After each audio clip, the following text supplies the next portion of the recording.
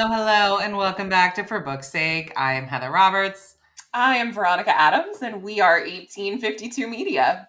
Indeed. And today we are going to talk about slow release months and slow releasing. Like, what do you do? What do you do with a slow release month? It happens to a lot of people. And I've actually seen a lot of posts this week of some authors who haven't published in like a year and a half. Yeah.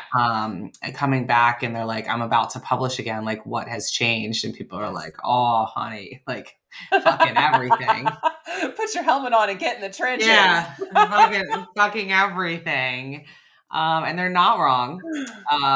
It's definitely changed a lot. But that's part of, Yes.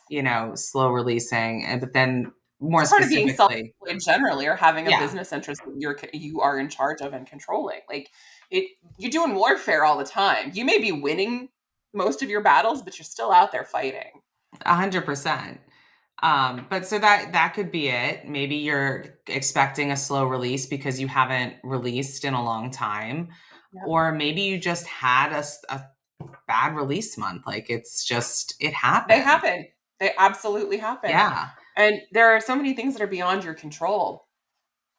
And timing can be very fortuitous. It can also be, damned. Either you get lucky or you don't. I mean, there are so many things. Like I've had clients release books and a war breaks out of, somewhere in the world. And you can't control that, unfortunately. And when that happens, presidential elections, or like during an election season, and something crazy happens. Yes. Everybody, sometimes flees social media.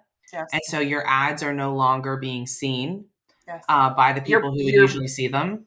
Promotional packages, release blitzes, blog tours, influencer posts. I mean, all of that kind of marketing and visibility gone. Definitely going to have a much lower impact because people just aren't engaged. They turn it off to get away from, the other noise and the other stuff they don't want to see. Yeah. And obviously, I'm not saying that, these other issues shouldn't be discussed or have obviously they are more important, right? At times, they're important. Yes, and they are. People should be talking about them. And I'm not saying, nobody should be talking about them, but you can't forget that it does impact other people's businesses when they're relying on people's eyes and attention being on, book releases, for example. Well, and consider too, not just times whenever like there is some sort of strife or crisis and the news cycle is full of, content that's taking up space, both organically in algorithms and through paid advertising placements, but also think about like peak retail seasons too. The US Thanksgiving, Hanukkah, Christmas, Kwanzaa, New Year's race from like, I don't know, Halloween forward. Day. Yeah. Right? That is a garbage time to be trying to place pay-per-click ads anywhere other than maybe BookBub. It's very expensive. BookBub's expensive all the time, but every other platform is super expensive because of all of the retail competition you have for visibility and clicks. Yeah. Everybody's selling something, having a holiday deal. Right. And then sometimes there's things that happen, like you released a book and for whatever reason, it's just not getting any traction. Yes. That you've done all the right things, you're doing the ads, you did all the correct placements, and the book's just not landing. Yep. People aren't buying it for whatever reason. I've had so many, clients be like, why isn't my book selling? And you can try to reverse engineer it as much as you possibly can. Think about things that are happening in the world. Think about, economy. Think about time of year. You can try to think about all these things, but sometimes competition. I mean, did you release right up against somebody who has a much larger following than you in the same genre or a similar genre? I mean, right. and your book's just being eclipsed. Mm-hmm. And you can try, there's so many reasons. Sometimes you can pinpoint it, but sometimes you can't. Yeah. Sometimes you literally can't. And it's just the algorithms are not being friendly to you for whatever Yeah. reason. They've decided they hate you today. And I mean, that happens sometimes, even when you're It not does. releasing a book. Like literally yesterday, my TikTok algorithm was completely fucked up. Like all of it wasn't giving me my usual content. It was giving me random stupid videos that like I could not even explain to you. Um, a lot of videos in other languages, which like fine, but I don't speak those languages, so I'm just going to be clicking through, Yeah. scrolling through them. Right. It literally thought I was a 17-year-old boy, I think, for some reason. It like all the Whose content that I was primary getting. language is in English. Yeah, whose primary language is in English. And Talk about a swing and a miss from the algorithm. I was like, what is happening today? Like this is Yeah. literally Yeah. terrible. And frankly, I mean, it made me get off TikTok. So there was that. And I ended up reading more yesterday, which is great. Awesome. But I went back on this morning and it's all my normal content, all the stuff that I like, the, Mm-hmm. how-to videos, the cooking videos, the Yeah. house tour videos, all my normal stuff that I Book talk. watch, my day in the life videos, book talk, yeah, all the normal stuff. And yeah, so my point being, there are just days where the algorithm does an Is an algorithm. algorithm. Yeah. Yeah. And you can't control that. It could be that they were doing some sort of TikTok update yesterday, like Uh-huh. internally. Right. And so everybody's algorithms was a little messy. But we don't know that, Uh-huh. as consumers going through it. Sure. Well, and also, I think the thing that continues to be pretty obvious once you've published a handful of times is that what works for other authors and other brands may not ever work for you. And a 100%. lot of this is trial and error. So, Yeah. if you have branched out, if you're trying something new, if you've added something or you've taken something out of your marketing toolbox, that may have an impact too on a Yeah. slow release and cause things to perform below your standards and expectations. Yeah. And I don't want, so if you do have a slow release, what do you do? If your book is Mm, not performing the way that you thought it was going to go based upon yeah, past performance of other titles, right? yeah. What do you do?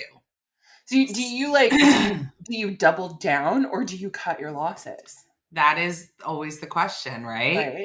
Because it could just be a one-day slump, like the TikTok algorithm yesterday, Sure. right? Sure.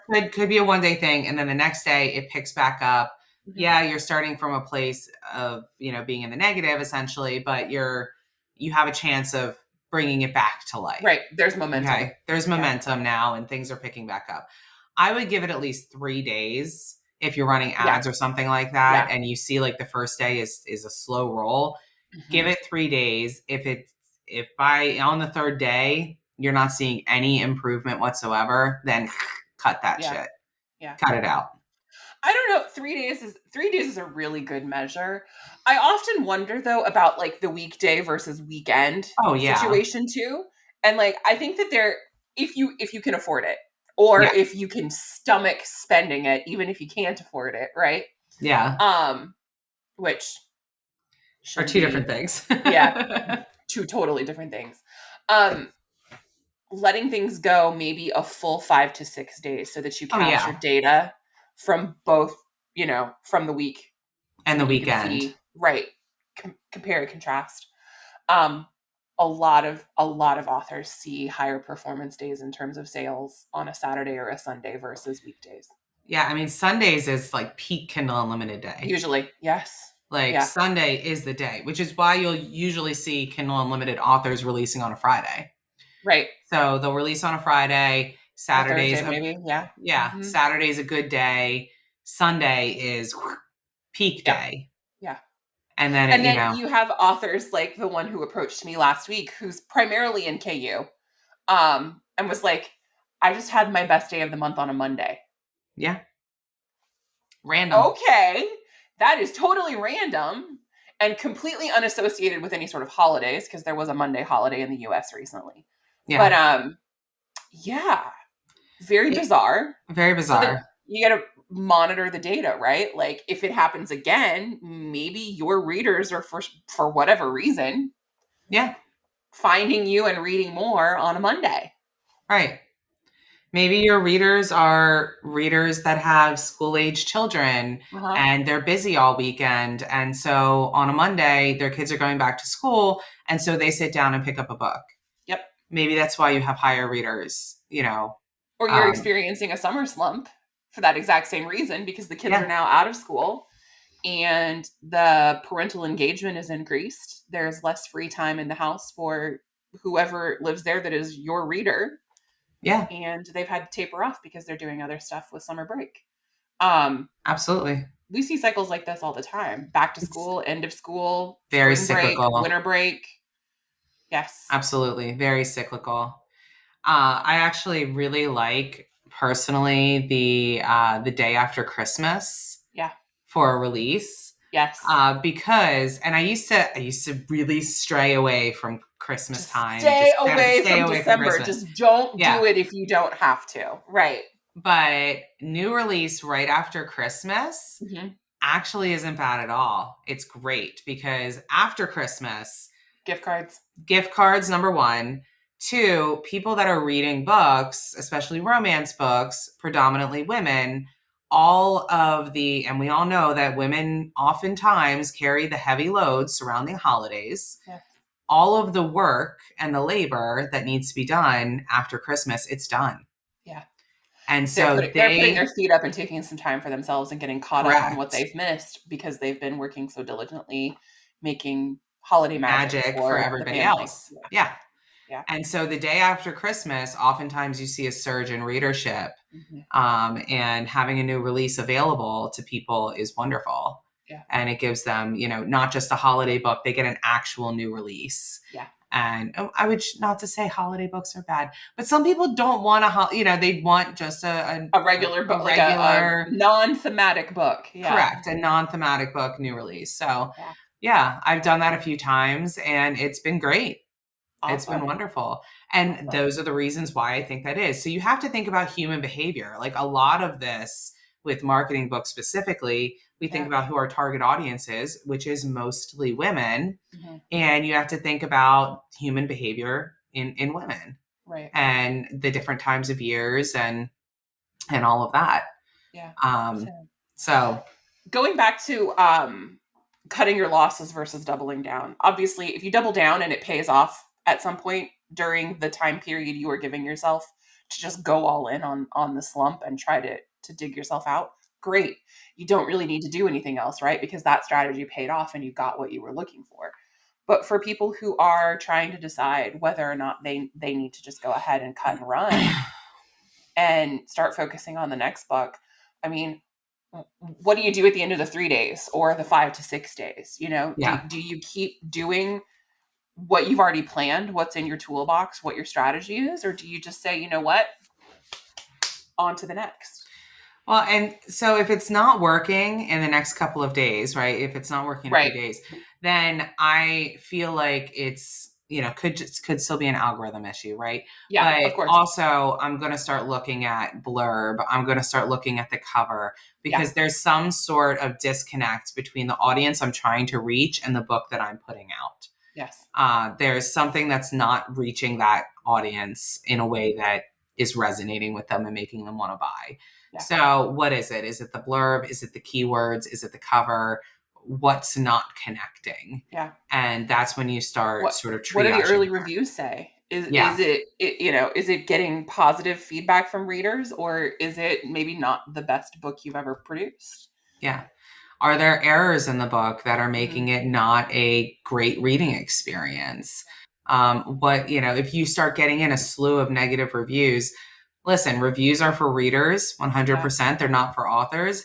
But if you have recognized that this book might have a problem of some kind and you don't know what it is, you need to at least glance at the reviews and see, oh, I got 3 2-star reviews. Is there anything consistent among those reviews? Yeah. Take the emotion out of it. Is there anything consistent in those Yeah. reviews that can allow me to, pinpoint what this issue is in a faster way? That's what you're There looking is at. nothing that disheartens me more than like a 2 or a 3-star review that's like, this was a great story, but I couldn't get past the unfinished proofreading or the grammatical Yeah. errors or the lack of editing or whatever was distracting. Because sometimes, listen, mistakes happen. Sure. And there have been situations where it has been an accidental upload of an unproofread arc Oh, as a final the copy. what a nightmare for the author too. I hate when I stuff like that hate when that happens to happens, people. but it happens. It And does. so maybe you, as the author, don't realize it. And that's something you need to go and look at. You need to Yeah. investigate. And the reviews are going to direct you. And because if you start seeing these and you're like, what? No. Yeah. You need to go look at your file immediately and see which file they're using. And also develop a file organization system that will maybe cut down on the chances for something like this to happen in the future. But Yeah. correct the immediate problem, then work around the solution to prevent it from happening Yeah. again. And Yeah. that's happened before. So Yes. it's not out of the realm of possibilities. And Yeah. authors are usually blindsided when it Yeah. happens. Yeah. So, you got to think about stuff like that. Also, go and look at your cover. Is it just not jiving with your audience for whatever? Yeah. You might love your cover. Your cover might be objectively beautiful, but Does it's not not mean it will selling. sell copies of Doesn't your book. mean, yeah, doesn't mean it'll sell copies of your book. I I, I love to see covers from authors who have a reputation of being somewhat experts in testing images Mhm. and stuff like that, because it always surprises me what they choose. Yeah. Um, and it's because they have tested the clickability and the conversion rates on various images and have decided that this specific cover is the one that's going to sell the most copies of this book when it goes live. Yeah. And it is never what I would expect it to be. And it's Yeah. often a little bit of a departure from what's popular in the genre at the time, too. Yeah. Yeah, there's an So, author right now who's just, I'm not going to say who it is. It's yeah, not a client. We might be thinking about the same book, we probably but are. very popular author, new release. I personally think the cover's hideous. And you know what? This author might agree with me. This Yeah. author might think that the cover is absolutely hideous too. But still using it because it's Yeah. proven to get the results in pay-per-click ad situations that are Yeah. required to sell the book and make a profit. I know this author has the capital to be able to do the testing and does do the testing of conversion rates of covers. So I know that this cover has been tested and that's why it's being used. And I personally think it is hideous. Oh, it's unfortunate. I mean, is it the worst cover I've ever seen? No. But Well, is and I it can one that, guarantee you that the book inside is probably a very good book. I haven't read it, oh, I'm sure it's a great book. Yeah. but yeah, the cover makes you go, Yeah. I looked at "What? it and I was like, What?"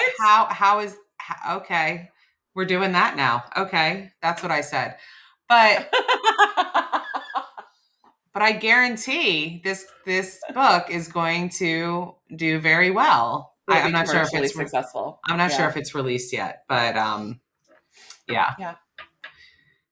wild. Yeah, So don't get so emotionally invested in your cover design preferences and the aesthetic that you want to present, because just because you like it and you think yeah, it's good for the book does not necessarily mean that it's marketable. yeah. And that's why I always say too, listen, if you don't have the capital to be able to do a whole bunch of testing Yeah. before you decide on what your cover is, because a lot of people don't. That is Sure. not in the budget. Covers are expensive, ads add up very quickly. Yeah. You can spend, I mean, even on a test campaign, you should probably spend $5 to $10 a day at a minimum to get the data you need. And you're going Right. to, I mean, you do It that adds 5 or 6 times for different images, that it's eats adding into up. your budget very fast. Yeah.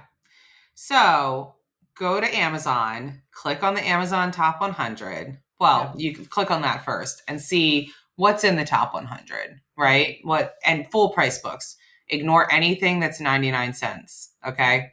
You don't want a discount book. You're looking at a full price book. You want a new release situation.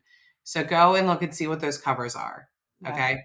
Then go into your category and click on that category and see Mhm. what those covers are. Does your cover fit in with those? Yeah. Does it look like, because that's your target audience. That's your target audience is reading those books. That's what they're reading. Yep. So if your book is incredible, departure from those, then that could be why there's a disconnect there. Yeah. Yeah. And People. while you're looking at the covers, take some time to review the blurbs too. Yeah. Yeah, 100%. And see how they're written. Third person, first person, dual POV, multi POV, single Are there POV. taglines? Yeah. Are we using tropes? Are there subtitles? Yeah. Look at all those things. Uh-huh. And see if there's a disconnect there. You just basically have to start going down every single possible thing that could be wrong with it and either ruling it in or ruling it out. Yeah. And trying to make changes as fast as you can to try to change the direction and the course direction. Mm-hmm. Also, I would go look at your newsletter analytics.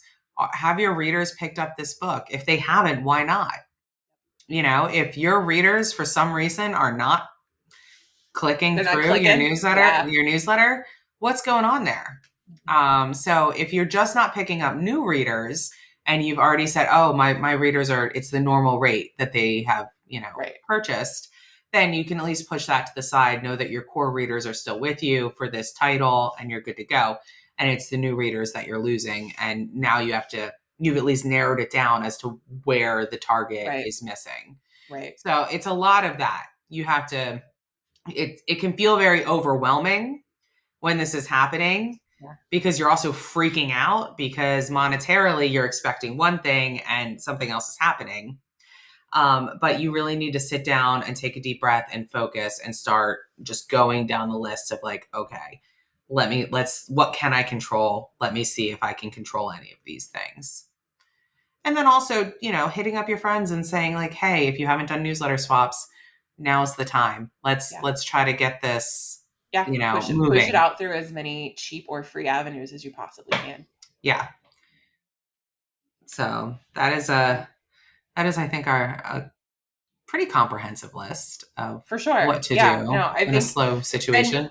And I think at the end of all of this, if you are confident that you've done everything that has worked for your previous releases, and perhaps you have picked a solid cover or you have scrambled to get a new cover because you realized that your previous one just wasn't cutting it, and your metadata is solid, your keywords, your categories, your book is in the right place, you've chosen the right keywords, you've got a really great blurb for the genre, and it hits all of the notes that need to be hit.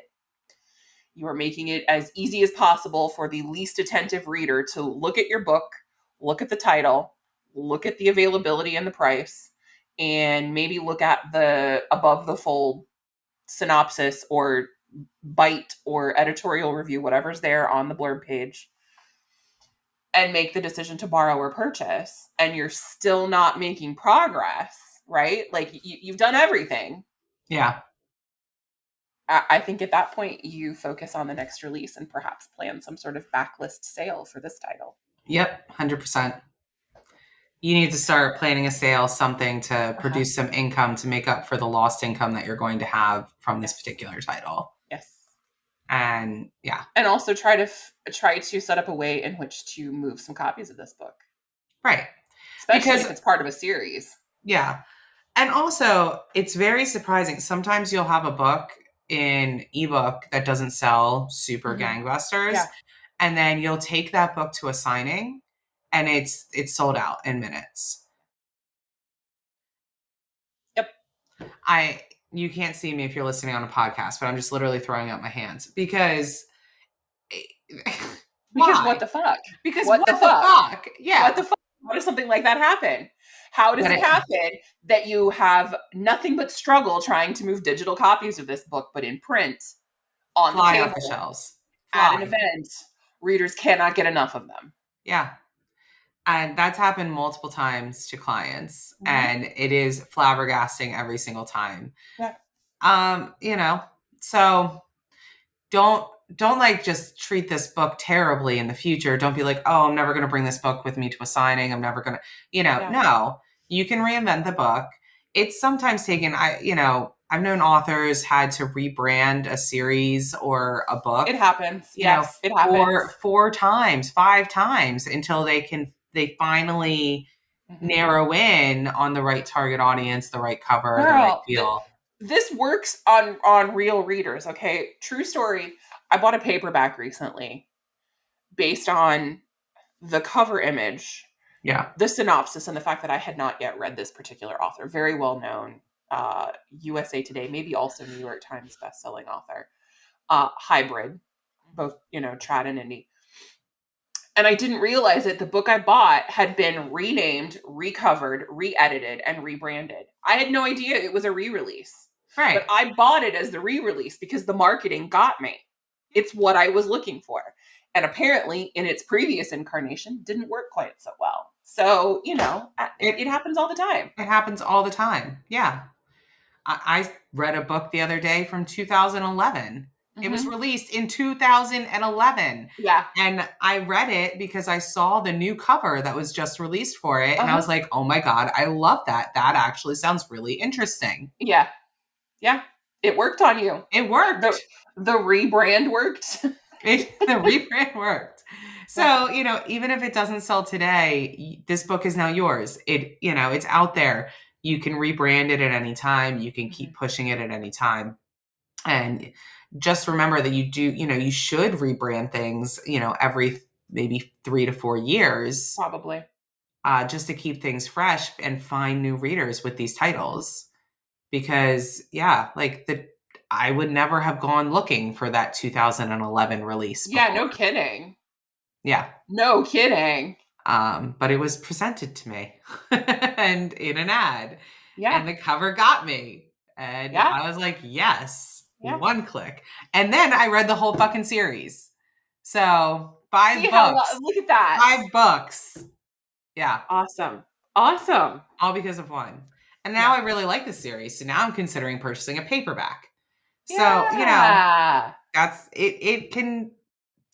It can be reincarnated as something new. Yeah. So don't give up hope is like I hopefully the Right. message that we are sending you and that you Yes. will receive from this particular Right. episode. Right. You don't have to just quit on a book because the release is slow. Yeah. Things may look bleak, but you'll be okay. And if you haven't released in a year and a half, if you haven't released in 2 years, don't put so much pressure on yourself. It'll be okay. It'll be all right. Listen to all of our podcasts before. You For can see sure. what's changed, what hasn't changed, Yeah. what you can do. And And yeah, don't expect to get your momentum back right away. Like yeah, you are coming back to something after being away from it for a while. yeah, Uh especially if you've been like fully away and you haven't yeah. been like petting your readers and like Yeah. love, yeah, Right. yeah. They may be It, very, very excited to see you back, or they it may may take have, you two or three yeah. releases to really get them engaged again. So Yeah. just understand that. Know it can go a variety of ways. Let's hope for the Mhm. best, but plan for the worst. Absolutely. And be prepared to make changes immediately, quickly. Exactly. Yeah. Exactly. Pivot, pivot, pivot. Always. The name of the game. Mhm. So we wish you nothing but the best on your Yes. next release. Absolutely. And And as few slow releases as possible, although yes, you will experience them if you haven't yet. It does happen to everyone. it happens to literally everyone. So you'll be okay. And this has been For Book's Sake.